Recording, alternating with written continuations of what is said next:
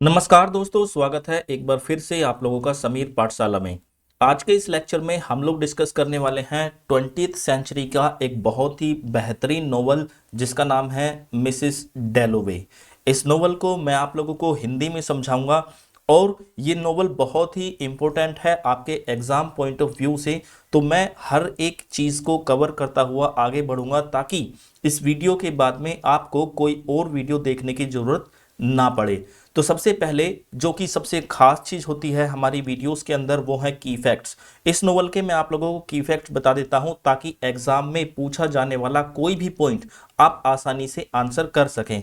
जैसे कि जिस नोवेल को आज हम पढ़ने वाले हैं उसका नाम है मिसेस डैलोवे। और ये मिसेस डैलोवे जो है ये एक करेक्टर है इस नोवेल के अंदर। उनकी जिंदगी का एक दिन जो वेडनेसडे का दिन है, बुधवार का दिन है, और दिन है वो मिड जून 1923 का।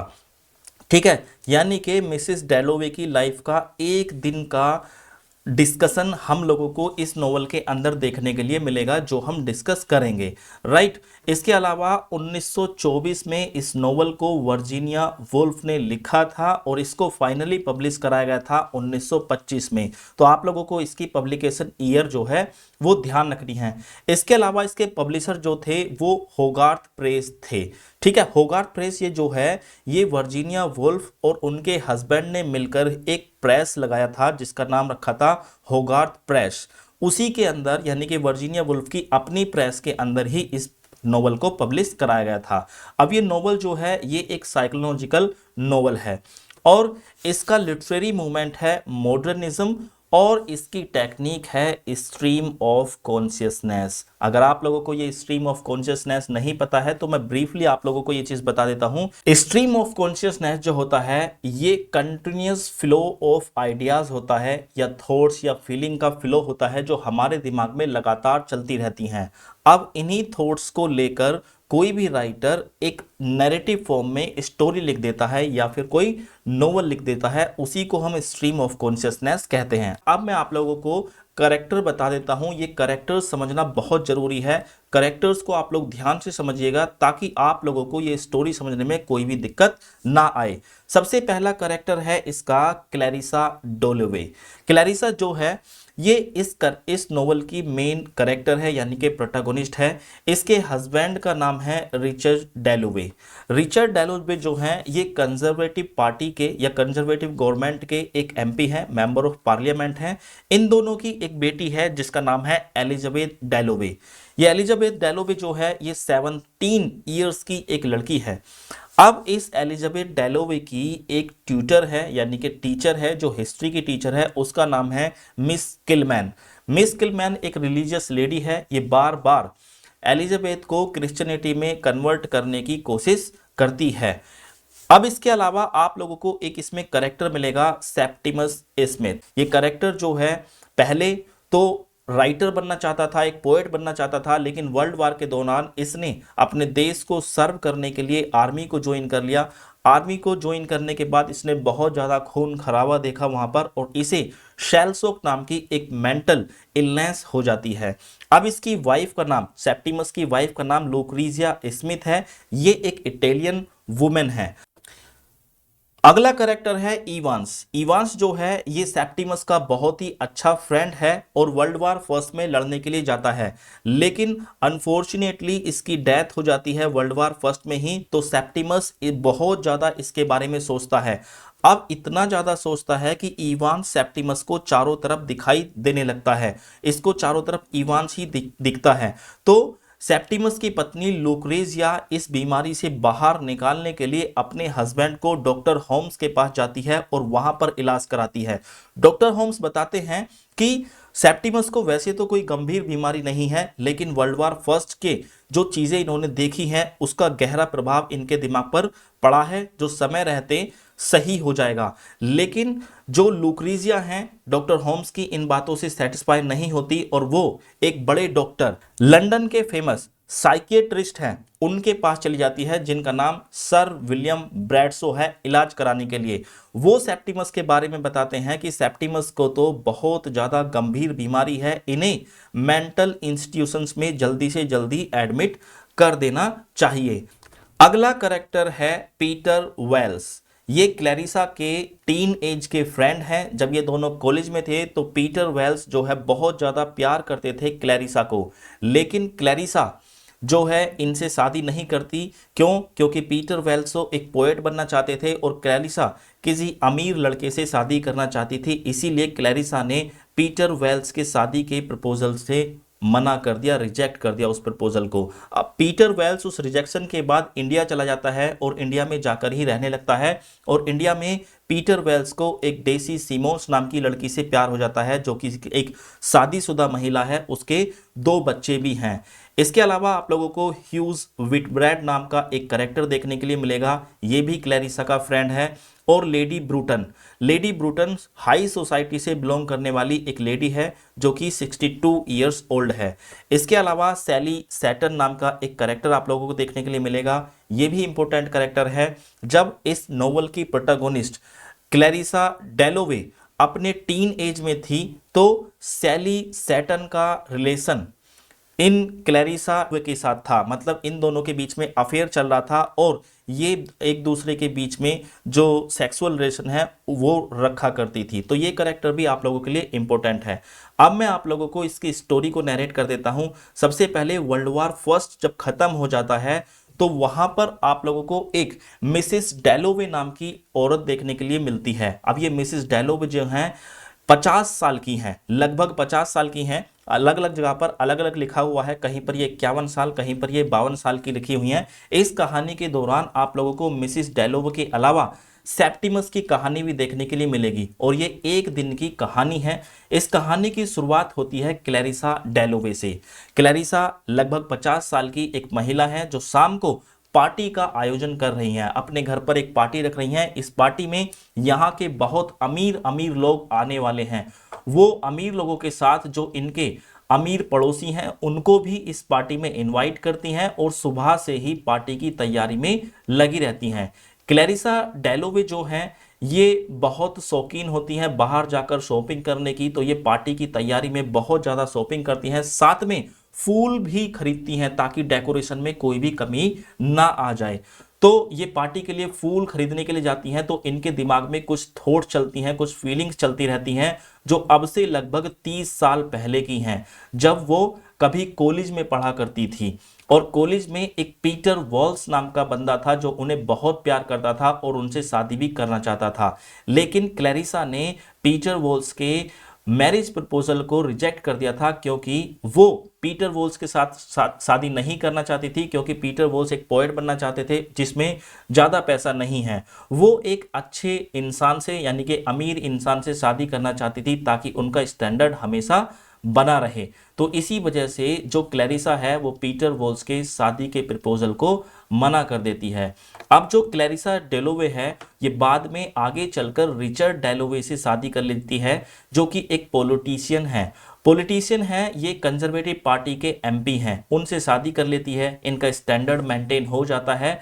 अब जब ये शॉपिंग के लिए बाहर जाती हैं तो फूल खरीदते समय इनको आसमान में एक उड़ता हुआ जहाज दिखाई देता है जिसपे कुछ ऐड भी लगे हुए होते हैं। अब इसे ऐसा लगता है कि ये जहाज इंडिया से आ रहा है, शायद इसमें पीटर वॉल्स आया हो। ठीक है, बहुत साल हो चुके हैं पीटर वॉल्स को इंडिया में सेटल हुए हुए। लेकिन तभी वो वहां से निकलती हैं तो एक अनजान गाड़ी उनके पास से निकलती है। अब अनजान गाड़ी तो निकल गई लेकिन शायद उसके अंदर बैठा हुआ इंसान वो क्लैरिसा के लिए अनजान नहीं था। क्लैरिसा जैसे ही फूल खरीदकर घर पर पहुंचती है तो उसे अपना पुराना लवर पीटर वॉल्स अपने घर पर ही मिलता है, जो अभी अभी इंडिया से कुछ काम के लिए इंग्लैंड आया है, लंदन आया है वापस। ठीक है, तो वो पार्टी अटेंड करने के लिए भी आता है। अब पीटर वॉल्स बहुत दिनों के बाद क्लैरिसा से मिल रहा है, इसीलिए वो एक दूसरे को एकटक देखने लगते हैं, बातें करने लगते हैं। बातों ही बातों में पीटर वॉल्स क्लैरिसा से पूछता है कि क्या तुम रिचर्ड डेलोवे से शादी करने के बाद खुश हो। अब क्लैरिसा इस बात का आंसर तो करना चाहती है लेकिन आंसर कर नहीं पाती क्योंकि उसकी बेटी एलिजाबेथ वहां पर आ जाती है। एलिजाबेथ के सामने वो पीटर वेल्स से बातें नहीं करती और पीटर वेल्स वहां से चला जाता है और जाकर रीजेंट पार्क में बैठ जाता है। अब रीजेंट पार्क में बैठकर वो यही सोचता रहता है कि क्यों क्लैरिसा ने उसके शादी के प्रपोजल को मना कर दिया था, रिजेक्ट कर दिया था। अब कहानी शिफ्ट होती है इस कहानी के दूसरे कैरेक्टर सेप्टिमस वारन स्मिथ की तरफ। अब ये सेप्टिमस वारन स्मिथ जो है इस कहानी का एक ऐसा करेक्टर है जो पहले राइटर बनना चाहता था। ये शेक्सपियर को बहुत पसंद करता था, उनके वर्क पढ़ता था, ये राइटर बनने के लिए फुल्ली डेडिकेटेड था। लेकिन जब वर्ल्ड वार फर्स्ट स्टार्ट हुआ तो उसने अपने देश की सेवा करने के लिए आर्मी को ज्वाइन कर लिया। आर्मी में इसने बहुत ज़्यादा कत्लेआम देखा और इस कत्लेआम के दौरान उसने अपना एक खास फ्रेंड इवांस को खो दिया। युद्ध खत्म होने के बाद सेप्टिमस तो जीवित बच जाता है, लेकिन उसे सेल्सोक नाम की एक मेंटल इलनेस हो जाती है। अब इस मेंटल इलनेस के कारण उसको चारों तरफ इवांस ही दिखाई देता है, चारों तरफ लोग पार्टी करते हुए दिखाई देते हैं। तो सेप्टिमस ये सोचता है कि जिन लोगों के लिए हमने वर्ल्ड वार फर्स्ट में लड़ाई की थी, हमें उनके लिए लड़ाई करनी ही नहीं चाहिए थी, उनको हमारी कोई कदर नहीं है, वो इस लायक ही नहीं थे। अब सेप्टिमस की जो वाइफ है लुक्रेजिया, जो कि एक इटालियन वुमेन है, वो इनकी बीमारी से बड़ा परेशान हो जाती है, इसलिए एक डॉक्टर होम्स के पास लेकर जाती है। डॉक्टर होम्स को दिखाने पर ये डॉक्टर होम्स सजेस्ट करते हैं कि देखो सेप्टिमस को कोई भी सीरियस इलनेस नहीं है, इनके दिमाग पर युद्ध का गहरा प्रभाव पड़ा है, ये बीमारी धीरे धीरे समय के साथ ठीक हो जाएगी। अब लुक्रीजिया अपने हस्बैंड सेप्टिमस को लेकर थोड़ी देर के लिए रीजेंट पार्क में बैठने के लिए चली जाती है, जहां पर पीटर वोल्स पहले से ही बैठा हुआ है। अब लुक्रेसिया और सेप्टिमस के बीच में डिस्कशन चल रहा है डॉक्टर की बातों को लेकर। अब ये डिस्कशन थोड़ा थोड़ा बहस में बदलने लगा है। अब रीजेंट पार्क में बैठे हुए पीटर वोल्स ये सोचते हैं कि देखो ये यंग कपल कैसे लड़ाई कर रहा है, उसे भी अपने जवानी के दिन याद आ जाते हैं। लेकिन यहां पर तो जो लुक्रेसिया है ये डॉक्टर होम्स की बातों से बिल्कुल भी संतुष्ट नहीं है, इसीलिए वो शहर के एक बड़े डॉक्टर सर विलियम ब्रैडसो के पास अपने हस्बैंड को इलाज के लिए लेकर जाती है। अब जब सर विलियम ब्रैडसो के पास इलाज के लिए सेप्टिमस को ले जाया जाता है तो विलियम ब्रैडसो कहते हैं कि सेप्टिमस को तो एक दिमागी गंभीर बीमारी है, उसे जल्दी से जल्दी मेंटल हॉस्पिटल में एडमिट कर देना चाहिए। यह कहानी एक बार फिर से मिसिस क्लैरिसा डेलोवे की तरफ आ जाती है।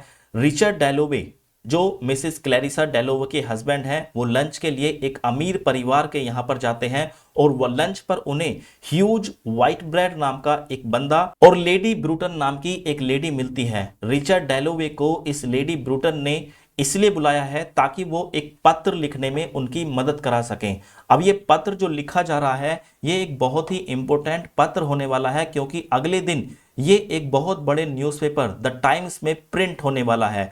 ये दोनों जो रिचर्ड डेलोवे हैं और ह्यूज व्हिटब्रेड हैं, ये दोनों लेटर लिखने में मदद करते हैं। लंच खत्म होने के बाद रिचर्ड डेलोवे ये सोचते हैं कि शादी के इतने दिन हो चुके और मैंने कभी भी अपनी वाइफ को प्रपोज नहीं किया है, उसको कभी आई लव यू तक नहीं बोला है।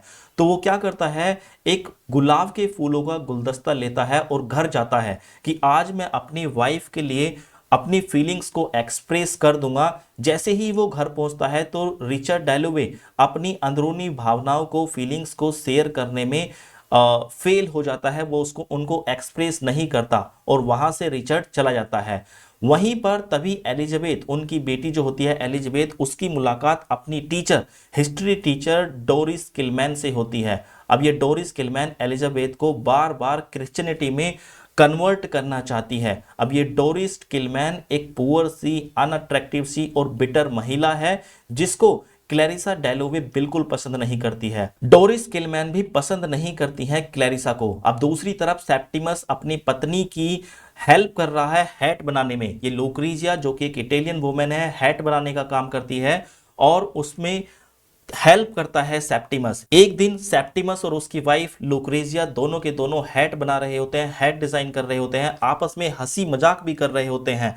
और ये पल जो था उनकी लाइफ का एक बहुत ही अच्छा पल था, लेकिन उस पल को खराब करने के लिए डॉक्टर होम्स वहां पर आ जाते हैं और डॉक्टर होम्स सेप्टिमस को लेने के लिए आए हैं ताकि उन्हें किसी मेंटल इंस्टीट्यूशन में एडमिट किया जा सके। तो सेप्टिमस डॉक्टर होम्स को एक मॉन्स्टर समझते हैं, यमराज समझते हैं कि वो शायद डॉक्टर होम्स उनकी आत्मा को लेने आए हैं। सेप्टिमस अपनी आत्मा की पवित्रता को बचाने के लिए वो खिड़की से छलांग मार देता है और खिड़की से छलांग मारने के बाद उसकी मौत हो जाती है। अब शाम हो जाती है। शाम को क्लैरिसा के घर में पार्टी रखी जाती है। इस पार्टी में सभी अमीर लोग आए हुए हैं। पीटर वोल्स भी इस पार्टी को अटेंड करता है।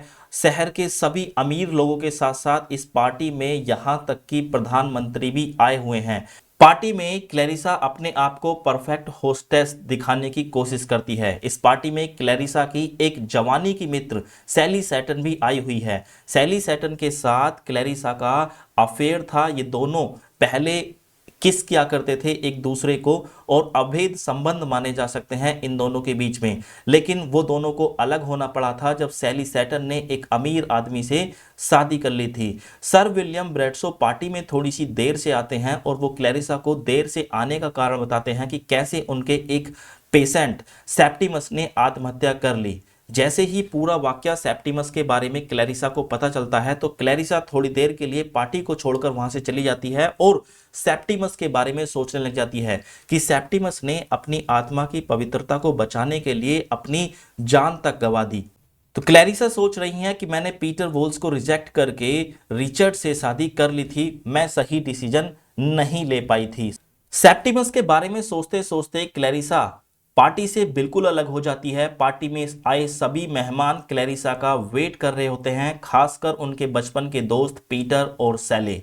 ये दोनों वेट कर रहे हैं और बाकी पे जो गेस्ट हैं वो भी क्लैरिसा का वेट कर रहे हैं। बहुत टाइम बाद क्लैरिसा पार्टी को ज्वाइन करती है और ज्वाइन करने के बाद सभी का दिल बड़ा खुश हो जाता है। लेकिन इस पार्टी के लास्ट तक जो क्लैरिसा है वो खुश नहीं होती हैं, वो अपनी सोच में डूबी हुई होती हैं। इसी के साथ ये कहानी, ये नोवेल यहीं पर ख़त्म हो जाता है। आई होप आप लोगों को ये नोवेल समझ में आया है।